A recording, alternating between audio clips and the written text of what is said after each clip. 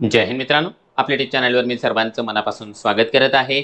आजच्या या व्हिडिओच्या माध्यमातून आपण पवित्र पोर्टल शिक्षक भरतीच्या संदर्भामध्ये माध्यम एक्झॅक्टली कशावरून डिसाइड होतं, माध्यमाचा खेळ नेमका कशा प्रकारे चालतं, आपण कोणत्या माध्यमासाठी खऱ्या अर्थाने पात्र आहोत, इंग्रजी माध्यम, मराठी माध्यम, उर्दू माध्यम किंवा सेमी इंग्लिशची नेमकी काय भानगड आहे, त्या जागा कुणाला मिळणार आहेत, अशा बऱ्याच महत्त्वाच्या शंका या व्हिडिओच्या माध्यमातून आपण दूर करण्याचा प्रयत्न करणार आहोत। परंतु तत्पूर्वी आपण जर चॅनलवर नवीन असाल तर आमचं चॅनल सबस्क्राइब करा, साईडचे जे बेल आयकॉन आहे त्याला देखील प्रेस करा, जेणेकरून शिक्षक भरतीच्या संदर्भामधल्या कोणत्याही माहितीची अपडेट आपल्याकडून मिस होणार नाही। आणि मित्रांनो, आपल्याला येत्या जाहिरातीच्या नंतर किंवा आताही वेगवेगळ्या प्रकारचे प्रश्न शिक्षक भरतीच्या संदर्भामध्ये मनामध्ये घर करून असतील तर त्या सर्व प्रश्नांचं समाधान गायडन्स बॅचच्या माध्यमातून केलं जाणार आहे।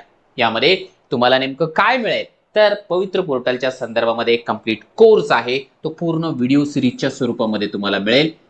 या ठिकाणी पसंतीक्रम कशा प्रकारे द्यायचं, कोणत्या ठिकाणी दिल्यानंतर आपलं सिलेक्शनचे चान्सेस जास्तीत जास्त आहे, तुमच्या संपूर्ण जी काही प्रोफाईल आहे त्याचं अनालिसिस केल्याच्या नंतर सांगितलं जाईल। त्यानंतर तुमचे जर का पर्सनल काही डाऊट्स असेल लाईव्ह सेशनच्या माध्यमातून सोडवलं जाईल, चर्चेसाठी ग्रुप आहे।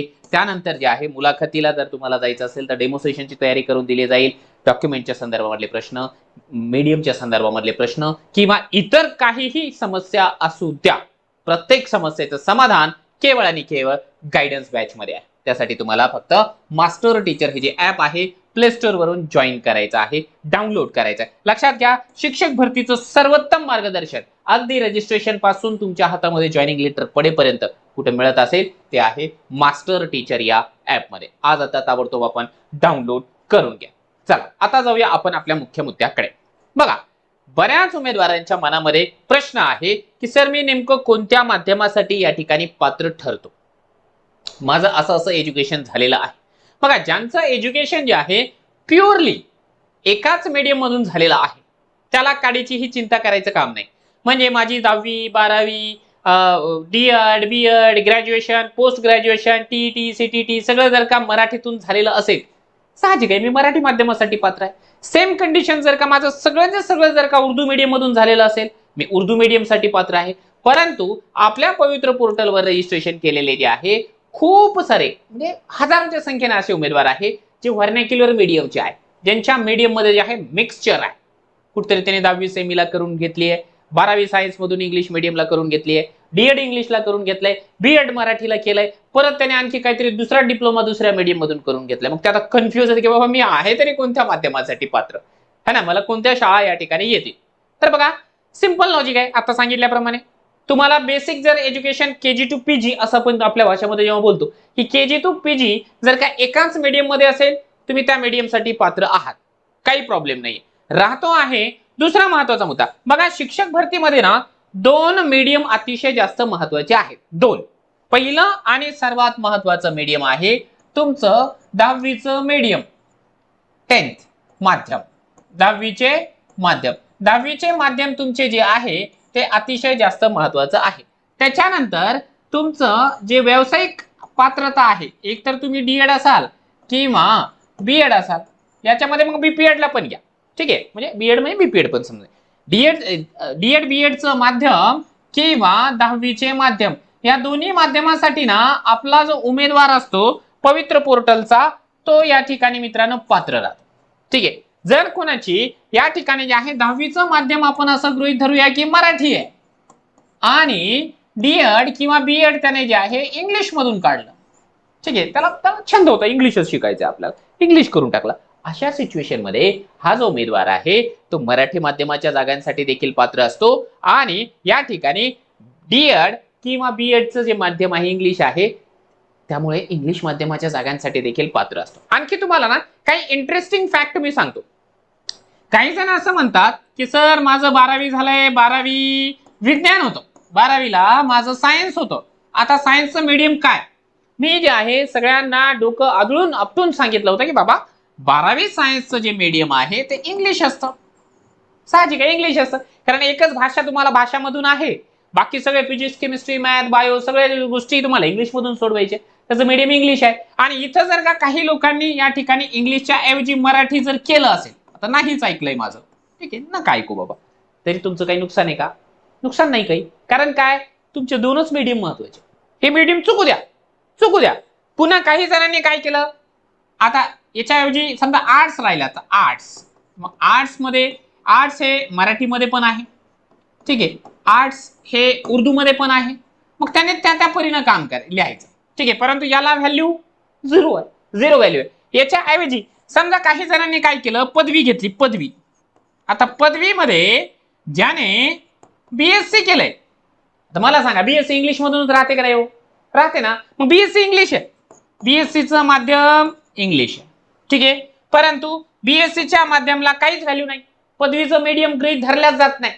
तुम्ही असं टाकलं तिथं माझं ग्रॅज्युएशन झालेलं आहे बीएससी आणि त्याचं माध्यम लिहिलं मराठी, काही फरक पडत नाही, काही फरक पडत नाही. डॉक्युमेंट व्हेरिफिकेशन मध्येही तुम्हाला काडीची अडचण येत नाही. आलं लक्षात? महत्वाची माहिती देतोय. आणि या सगळ्या टेक्निकल बाबी आहेत, बऱ्याच जणांना इथं मेळ लागत नाही, ठीक आहे. महाराष्ट्रातल्या या पवित्र पोर्टल शिक्षक भरतीमध्ये मागच्या 9 वर्षापासून काम करतोय, हे असंच नाही, ठीक आहे. आणि याचाच फायदा तुम्हा लोकांना व्हावा म्हणून मी वारंवार तुम्हा लोकांना जे आहे सांगतोय की युट्यूबला जे आहे बऱ्याच मर्यादा येतात बघा. युट्यूबला मर्यादा येतात, ती प्रत्येकापर्यंत पोहोचणं जरासं कठीण काम जातं. आपल्या जर का काही वेगळ्या आणखी समस्या असेल, मार्क तर आपण घेतलेले आहेत, पण यार ठीक आहे आपल्याला या ठिकाणी जॉईन व्हायचंय कोणत्याही परिस्थितीमध्ये, कारण आता माझं वय एवढं नाहीये की मला जे आहे आणखी या ठिकाणी काही वर्ष थांबावं लागू शकतं. जर असं असेल गायडन्स बॅच जॉईन करा, याच्यामध्ये तुमच्या ज्या काही शंका आहेत त्या विचारा, आपण सल्ला मसलत करूया, चर्चा करूया आणि तुम्हाला योग्य ते गायडन्स देण्याचा प्रयत्न करूया.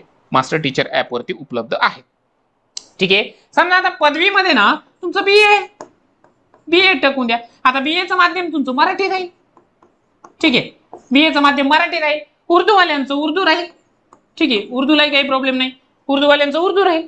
आता काही जणांचं असं आहे की बीए मी इंग्लिश मध्ये केलाय, बीएचं स्पेशल सब्जेक्ट माझा होता इंग्लिश, आता मी माध्यम काय टाकू? इंग्लिश जर विषय असेल तर त्याचं माध्यम इंग्लिशच राहील की, इंग्लिश राहील का नाही? इंग्लिश, ठीक आहे, इंग्लिश राहील. आता इथं काही चुकलंय का? काही चुकलं नाही. आता समजा तुम्ही असं लिहून टाकलं की मी बीए इंग्लिश मध्ये केलंय आणि त्याचं माध्यम मराठी आहे, हास्यास्पद आहे. काही जणांनी केलंय, मी प्रत्यक्षामध्ये जे आहे पाहतोय बऱ्याच जणांचे सेल्फ सर्टिफायची कॉपी. मग आता फॉर्म चुकलाय का? नाही चुकलाय, चुकलाय मुळात तो, पण मायनर मिस्टेक आहे. ही ना चूक अशी आहे दुर्लक्ष करण्यासारखी. कारण काय? कारण आपल्या याच्या माध्यमाचा ना काडीचा फरक पडत नाही, आपल्याला इकडचं माध्यम चुकता कामा नाही, अजिबात चुकता कामा नाही. अलग लक्षात? आणखी तुम्हाला एक ना डॉक्युमेंट व्हेरिफिकेशनच्या वेळेस ना बरेच जण या ठिकाणी बाद होणार आहेत. माझा हा शब्द आहे, हा तो कधी चुकीचा ठरत नाही, एका कारणामुळे. बीएडचं मीडियम बऱ्याच जणांना जे आहे शिक्षक भरतीच्या निवड यादीमधून डिस्क्वालिफाय करणार आहे.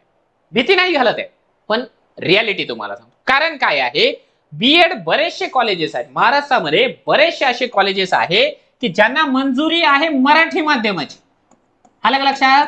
बीएडचं मीडियम ते कॉलेजचं मीडियम आहे मराठी, आणि ज्या कॉलेजला मराठी कॉलेजमध्ये आपल्या मुलांनी ऍडमिशन घेतलंय, ज्यांना मराठी थोडीशी डिफिकल्ट जाते, म्हणजे की नॉन मराठी भाषिक मुलं आहेत, त्यांना वाटले यार सर मला इंग्रजी थोडीशी सोपी जाते, मग या कॉलेजवाल्यांनी काय केलंय, बऱ्याच ठिकाणी जे आहे त्यांना अलाउ केलंय इंग्लिश मधून उत्तर लिहिण्यासाठी, इंग्लिश मधून तुमचे जे काही प्रॅक्टिकल वर्क्स आहे ते करण्यासाठी.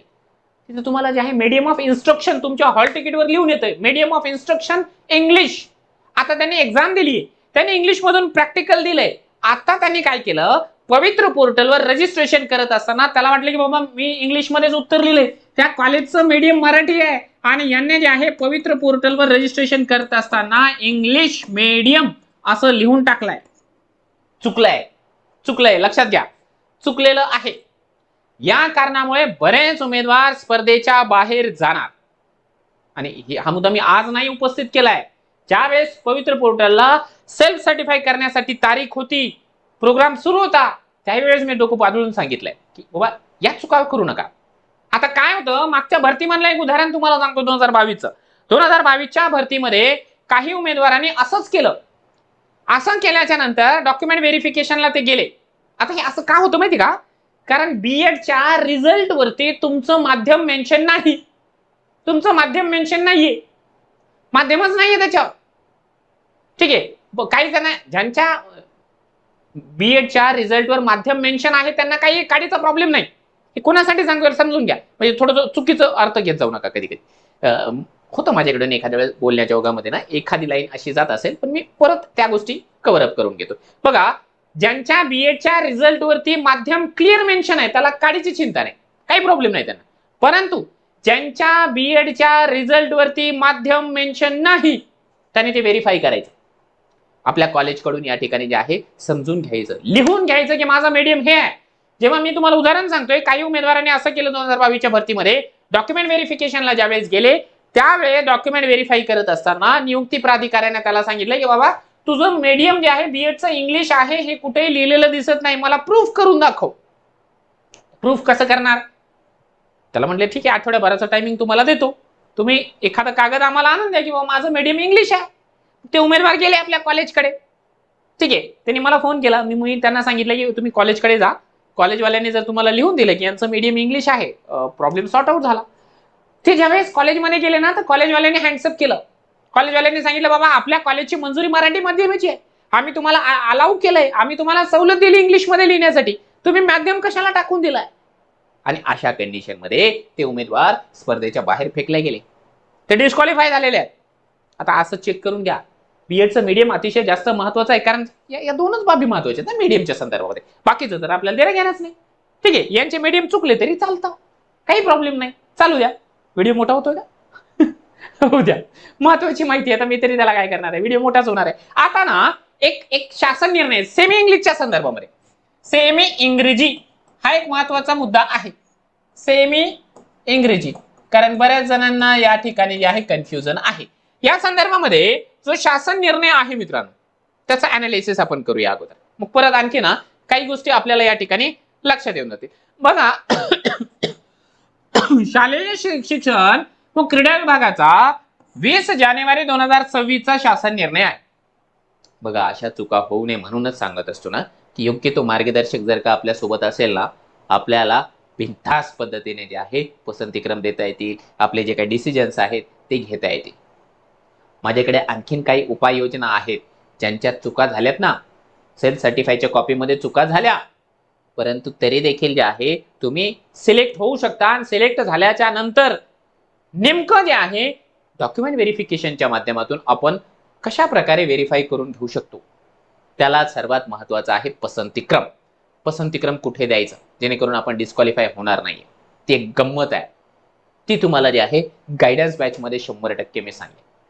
इव्हन आम्ही बऱ्याच जणांना सांगितले देखील आहे जे की बॅचमध्ये आहे. चला, पवित्र पोर्टल मार्फत शिक्षक पदभरतीच्या कार्यपद्धतीमध्ये आवश्यक सुधारणा करण्याबाबत हा शासन निर्णय 20 जानेवारीचा. आता हे कशाला दाखवतोय? जुना GR महत्वाचा आहे, मीडियमच्या संदर्भामध्ये महत्वाचा आहे. मी ना जेवढ्या गोष्टी महत्वाच्या आहेत ना तेवढ्याच दाखवतो, आणि आता GR फार मोठा आहे, तो सगळा मोठा GR मी दाखवणार नाही.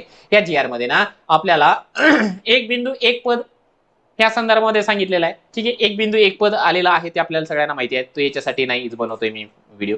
यानंतर जे आहे आणखी प्राधान्यक्रम जे आहे लिमिटेड आहे, ते लिमिटेड प्राधान्यक्रमाच्या संदर्भामधला हा एक महत्वाचा मुद्दा आहे. आणि त्याच्यानंतर तुमचं वय, आपलं जे वय आहे ते कोणतं गृहीत धरलं जाणार आहे त्या संदर्भात, परंतु मी तुम्हाला ते देखील या व्हिडिओमध्ये दाखवणार नाही. मी तुम्हाला महत्वाचा मुद्दा दाखवणार आहे मीडियमचा 4 नंबरचा. ठीक आहे, हा अगोदरचा नियम होता, आता हा नियम आलाय नवीन. हे न वाचता मी इकडच जाणार आहे, इकडे टाइमपास मी तुमचं करणार नाही. यामध्ये काय सांगितलंय बघा, बालकांचा मोफत व सक्तीच्या शिक्षणाचा अधिकार अधिनियम 2009 मधील तरतुदीनुसार प्राथमिक शिक्षकांसाठी 1ली ते 8वी शिक्षकांची शैक्षणिक व व्यावसायिक अर्हता व शिक्षक पात्रता परीक्षा अनिवार्य करण्याबाबत निर्गमित करण्यात आलेला शासन निर्णय शालेय शिक्षण आणि क्रीडा विभागाचा जो आहे 13 फेब्रुवारी 2013, जो की TETचा शासन निर्णय आहे, त्यानुसार जी शैक्षणिक आणि व्यावसायिक अर्हता आहे ती तर आपल्याला लागणार आहे, म्हणजे D.Ed असावं किंवा ग्रॅज्युएशन असावं किंवा B.Ed असावं, त्या गोष्टी आहेच आहे. आता इथे येतोय मीडियमचा प्रश्न.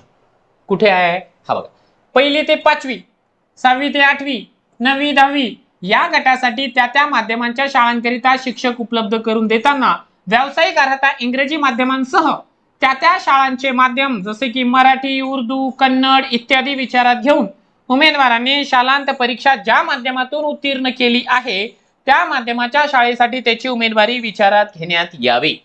म्हणजे काय आहे, 10वीचं माध्यम शालांत परीक्षा सांगितली त्याने. 10वीचं मीडियम या ठिकाणी इम्पॉर्टंट आहे सेमीसाठी. जर समजा तुम्ही हे बघा, एक मुद्दा तुम्हाला सांगायचा राहिला की ज्या उमेदवारांचं सेमी राहतं, सेमी मध्ये आम्ही शिकलोय, सेमी इंग्लिश मध्ये शिकलोय असं म्हणतात बरेच जण. आता बघा, पवित्र पोर्टल जे आहे सेमी इंग्लिश नावाचं कोणतंही मीडियम मानत नाही, मीडियमच मानत नाही. सेमीचं मीडियम आपल्याला जे आहे, आपले बाकीचे जे विषय आहेत ना, ज्या भाषेमधून आपण लिहिलेत, कोणते विषय सोडून, एकतर इंग्लिश तर इंग्लिश मध्येच असणार आहे, त्याच्यानंतर मॅथ इंग्लिश मध्ये असणार आहे, आणि सायन्स इंग्लिश मध्ये असणार आहे. हे 3 विषय सोडून तुम्ही बाकीचे पेपर जे आहेत ज्या भाषेमधून सोडवले ती भाषा, ठीक आहे. म्हणजे सेमी, हे बघा, बाकीचे विषय समजा तुम्ही मराठीमधून सोडवले असेल ना, तर आपण 10वीचं मीडियम जे आहे सरळ मराठी लिहिले, सरळ मराठी लिहिले. बाकीचे विषय जर का उर्दू मध्ये लिहिले असेल तर सरळ आम्ही जे आहे त्याचं मीडियम उर्दू लिहून टाकलेलं आहे. नियमच तसा आहे, ठीक आहे. सेमी नावाचं कोणतं मीडियम नाही. मग अशा कंडिशन मध्ये जे आहे, आता एक शाळा अशी आहे की ज्या शाळेमध्ये जे आहे सेमी मराठी आहे, मराठी माध्यमाची शाळा आहे, मराठी माध्यमाची, आणि त्या ठिकाणी जे आहे सेमीचा वर्ग आहे. आता या सेमीच्या वर्गावर एका उमेदवाराची या ठिकाणी निवड करायची असेल तर मग ज्या उमेदवाराचं जे आहे ऍटलिस्ट 10वी जे आहे मराठीमधून आहे, आणि बाकी त्याचं डीएड किंवा बीएड जे आहे ते इंग्लिश मधून आहे, अशा उमेदवाराला या ठिकाणी जे आहे पसंतीक्रम देता येणार आहे. इवाना पवित्र पोर्टल ऑटोमॅटिकली तुम्हाला त्याचे प्राधान्यक्रम दाखवणार आहे. लक्षात आलंय सेमीचा घोळ. समजा आता याच्या ऐवजी ज्या उमेदवाराचं जे आहे इथे उर्दू राहिलं, उर्दू, ठीक आहे, त्याला जे आहे उर्दू सेमीच्या जागा दाखवल्या जाणार आहे. म्हणजे आता यावेळेस जे आहे ना, उर्दू मीडियम मध्ये मराठीमध्ये उर्दू उमेदवार असं होणार नाही, ठीक आहे. तो मागच्या वेळेचा जो काही घोटाळा होता ना, गोंधळ होता ना, तो आता गोंधळ यावेळेस राहणार नाही. हा शासन निर्णय लक्षात येतोय. मीडियमचा उल्लेख आला म्हणून या सगळ्याच बाबी तुम्हाला मी या ठिकाणी सांगतो. आता दुसरी गोष्ट तुम्हाला सांगतो या ठिकाणी, बघा, इयत्ता 1ली ते 5वी या गटासाठी सेमी इंग्रजी विषयांकरिता व्यावसायिक अर्हता इंग्रजी माध्यमातून पूर्ण करण्याची अर्हता निश्चित करण्यात आली आहे. त्या सामाजिक प्रवर्गासाठी असे उमेदवार उपलब्ध न झाल्यास अशा रिक्त राहणाऱ्या पदांसाठी नव्याने जाहिराती देऊन या उमेदवारांसह ज्या उमेदवारांची व्यावसायिक अर्हता इंग्रजी माध्यमातून पूर्ण केली नाही, मात्र 12वी विज्ञान किंवा BA किंवा MA इंग्रजी किंवा BSc MSc अशी अर्हता धारण केली आहे, अशा उमेदवारांना पात्र समजण्यास मुभा देण्यात येत आहे. म्हणजे आता यामध्ये काय सांगितलंय, जे प्युअर वाले उमेदवार जर नाही मिळाले तर मग त्यांच्या जागेवरती जे आहे हे अशा प्रकारे व्हर्नाक्युलर मीडियमच्या उमेदवारांना या ठिकाणी संधी देण्यात येईल. म्हणजे एक प्रकारे जर का ना बी फ्रँक जर का सांगायचा प्रयत्न केला तर जे प्युअर इंग्लिश मीडियम वाले उमेदवार आहेत ते प्युअर इंग्लिश मीडियम वाल्या उमेदवारांसोबत ना या GR मध्ये अन्याय झालेला आहे. कारण काय आहे तुमच्या लक्षात आलंय का? कारण त्यांची जर का शैक्षणिक पात्रता बघितली, आपण असं सांगू शकतो की त्यांचं KG to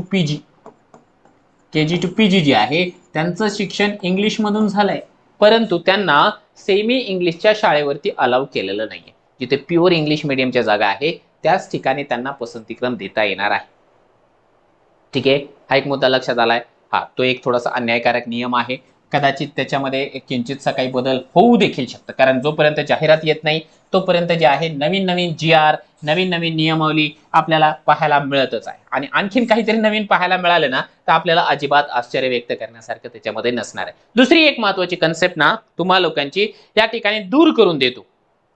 TETचं मीडियम याला काहीही व्हॅल्यू नाही. ठीक आहे, व्हिडिओ मोठा झालाय, होऊ द्या. आता TETच्या माध्यमाला काहीच व्हॅल्यू नाही, काही व्हॅल्यू नाही. इंग्लिश मधून करा, हिंदी मधून करा, मराठी मधून पास करा, काही नाही. कारण हे काय आहे माहिती का, ही फक्त आपल्यासाठी पात्रता परीक्षा आहे. हे मी नाही बोलत आहे, हे सुप्रीम कोर्टानं सांगितलेलं आहे. TET फक्त पात्रता परीक्षा आहे. आणखी एक सर्वात मोठा गोंधळ आहे, बऱ्याच जणांना लक्षातच येत नाहीये. ज्यावेळेस आपण बीएड करतोय, ठीक आहे, आपण करतो बीएड करत असताना याची आपल्याला मेथड चूज करावी लागते, मेथड. ठीक आहे, आता बीएडला कोणतीही मेथड असू द्या, बीएडच्या मेथडचा आणि तुमच्या सिलेक्शनचा काडीचा संबंध नाहीये, कोणत्याही शासन निर्णयामध्ये लिहिलेलं नाही. ठीक आहे, कोणत्याही शासन निर्णयामध्ये लिहिलेलं नाहीये. कोणतीही मेथड असू द्या चालतं. काही काही जणांचा असा समज आहे की सर मी बीए केलेलं आहे, ठीक आहे, मी बीए केलंय आणि मी बीएडची मेथड ना मॅथ सायन्स होती, माझी मॅथ सायन्स होती, मग आता मी मॅथ सायन्सला पात्र आहे का? आता मला हसायला येतं ना, या लोकांवर हसायला येईल का नाही? बाबू तुझ्या बीएडच्या मेथडचा संबंधच येत नाहीये. बीएड संपलं ना, संपलं. फक्त ते काय आहे, प्रोफेशनल क्वालिफिकेशन संपलं. त्याचं मीडियम महत्वाचं आहे, त्याची मेथड महत्वाची नाही. ठीक आहे, काही महत्वाच्या गोष्टी मला असं वाटतं एवढ्या गोष्टी आवश्यक होत्या तेवढ्या मी तुमच्यापर्यंत पोहोचवलेल्या आहे. आणखीन तुमचे काही प्रश्न असतील, मान्य आहे, तर मला माझ्या अँगलला जेवढे महत्वाचे वाटले की एवढ्या गोष्टी आपल्या उमेदवारांपर्यंत पोहोचवणे महत्वाचं आहे. यदा कदाचित कोणाचे काही आणखी डाऊट्स असेल, काही आणखी कॉम्प्लिकेशन्स क्रिएट झालेले असतील, आणखीन मी सांगितल्याच्या नंतर काही जणांच्या मनामध्ये काहीशी भीती निर्माण झालेली असेल, त्यांनी देखील ना काय करू शकता, व्हिडिओच्या खाली कमेंट बॉक्समध्ये कमेंट करू शकता. मी ज्या गोष्टी सांगितल्या त्या तुम्हाला कशा वाटल्या त्या संदर्भामध्ये देखील आपण आपल्या प्रतिक्रिया व्यक्त करा. आणखीन जर का तुम्हाला बऱ्याचशा समस्या आहेत सिलेक्शनसाठी जे आहे तुम्हाला खऱ्याच अर्थानं मार्गदर्शनाची गरज आहे, तर आपण मार्गदर्शनासाठी या ठिकाणी जे आहे गायडन्स बॅच स्टार्ट केलेली आहे. याचा लाभ आपण घेऊ शकता. अगदी आपण मोबाईलचा रिचार्ज ज्या पद्धतीने करतो त्याच्यापेक्षाही कमी फीस आहे या ठिकाणी. आपण बिंदास पद्धतीने जॉईन करा. तुमच्या सगळ्या शंका कुशंका ज्या आहेत दूर करूनच आपण या ठिकाणी पसंती क्रमापासून ते जॉईनिंग पर्यंत तुमच्या सोबत असणार.